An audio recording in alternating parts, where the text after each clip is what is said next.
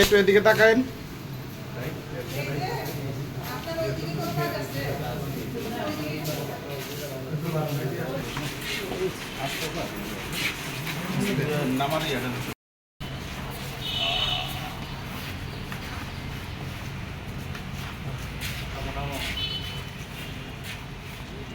লাগবে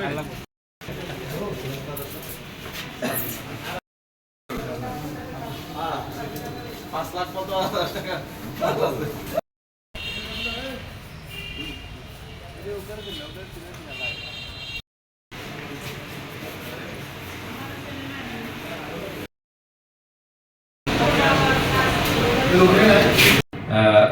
গতকালের আমরা গোপন সংবাদের ভিত্তিতে পালাখাল ইউপিস্থ দোহাটি শাকিনস্থ দুলাল সরকারের মুদির দোকানের সামনে হইতে তেতইয়া টু দোহাটি গামী যে পাকা রাস্তার উপর হইতে আমরা এক মাদক ব্যবসায়ীর সংবাদ পাই যে এখান থেকে মাদক নিয়ে চলে যাচ্ছে সিএনজি যোগে। তো এরপর আমরা সেখানে একটি চেকপোস্ট বসাই। চেকপোস্টে আমরা দুটি গাড়িতে দুজন লোক পাই।